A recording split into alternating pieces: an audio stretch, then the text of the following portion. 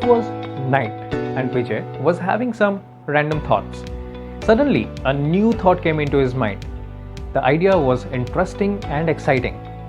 And boom, Vijay was all set to build his new business on this particular idea. The next morning, he went to his friends and told about all the plannings he has made. He implemented everything pretty nicely. Maybe it's legal, financial, marketing, he did it very well. Post launch, the tractions were not as expected. The idea was failing and customers were not turning up. And eventually, the idea failed.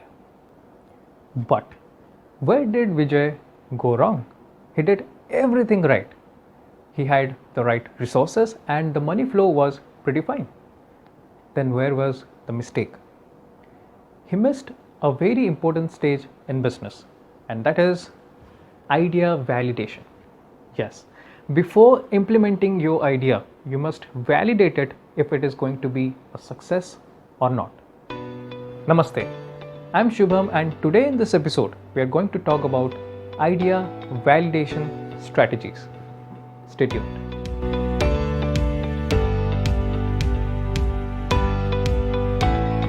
Idea validation is done in two phases. The first one is primary research. This is done by us. We have to interact with the customers or our subjects, and the data produced were not previously available. The second one is secondary research. In this, the data were previously produced by someone else, and we just have to surf the internet, or we have to study some of the articles or books. We'll first talk about secondary research. The first point that comes in secondary research is competitive analysis. In competitive analysis, we find out some of the companies which are operating in same domain or offering same kind of products or services. Now, sometimes we may feel that we have no competition, but that's a myth. There must be someone who must be operating with the same kind of domain or the same kind of offerings that you have. Now we must have to find those kind of companies. It helps us to analyze the market and the performance, and also helps to structurize our idea. The next point is demand analysis. In this, we try to find out some of the statistics that show us the concurrent as well as the historical statistics that tells us the demand and supply relations of our kind of products or services. Now we also try to find out some of the alternatives to our product or services that may hinder the implementation of our idea.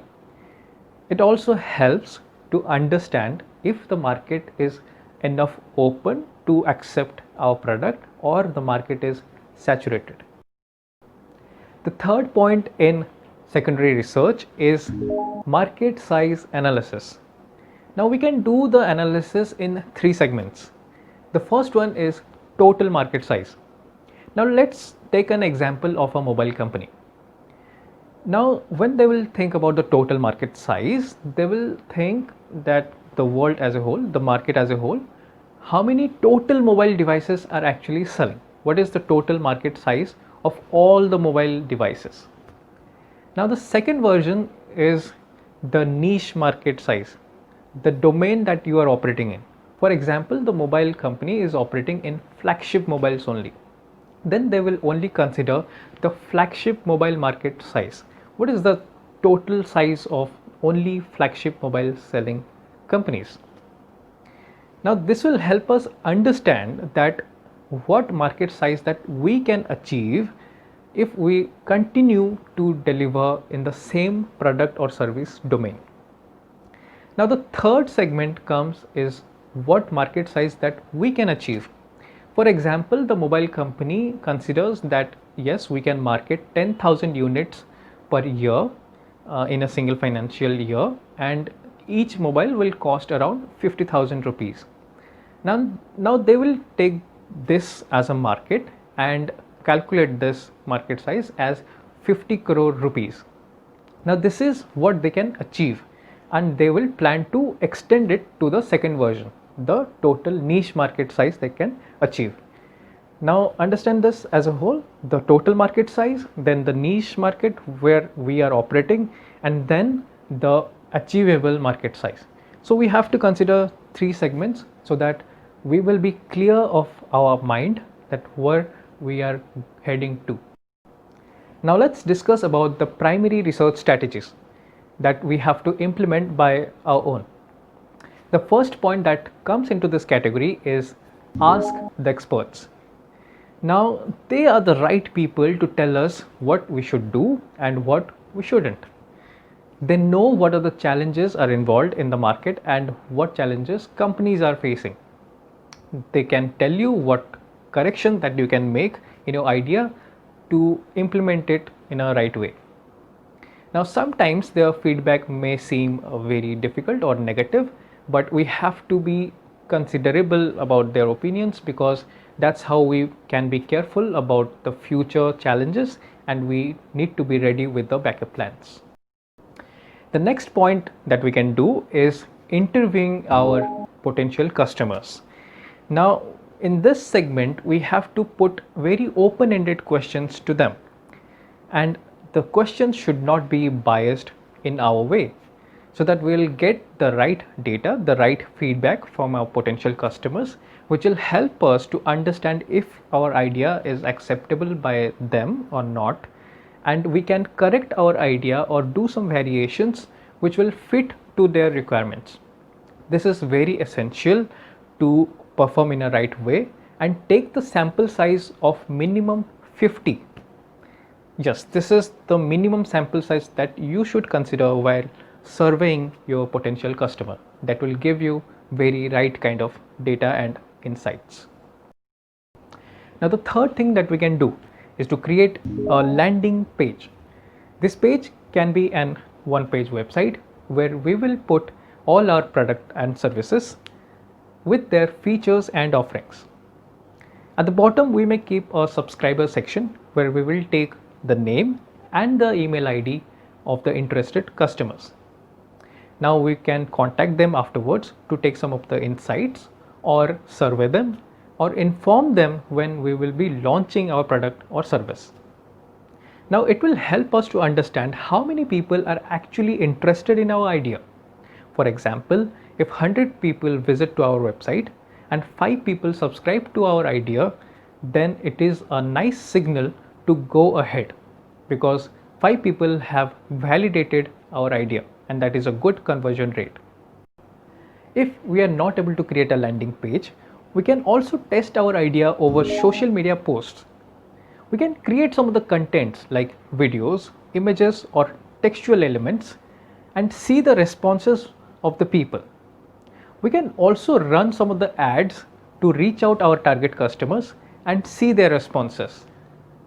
Now we can choose the social media as per our age group or the demographics of the target customers, and this is a very easy way to validate or test with a less money and less effort. The fifth thing that we can do to test our idea is to create an email template. This email template we can push to our target email IDs containing our idea and its features and offers. We can also place a call to action button which may redirect to some landing page or social media handles. We can use some of the email marketing tools, for example MailChimp, Gmail, etc., to see the statistics. For example, how many people are actually seeing or opening our emails and how many people are reverting us back, or how many people are deleting our emails. In that way, we can see the acceptance rate of our target customers. So today we found out 3 secondary research strategies and 5 primary research strategies to test or validate our idea. This is a very important stage to check or verify if our idea is marketable or acceptable in our target market. This will help us save time, money, and energy. We can also implement the hybrid or multiple strategies at the same time. For example, we may create social media posts to create the traffic towards our landing page, and after getting the email IDs, we can create an email template to send the emails to our target customers. This way we can generate more insightful data which will help us to analyze better. So that's it for today. Hope I gave some value. Put the comments below if you know some more strategies in which we can test or validate our ideas, or you know some more companies which they have implemented the strategies to validate their ideas. If you like the video, hit the like button and subscribe to my channel. And if you really like the video, then share this to your friends and peers. It will help me to get more support, more love, and to motivate me to create more such contents in the future. So, Namaste, Radhe Radhe, me Shubham, signing off.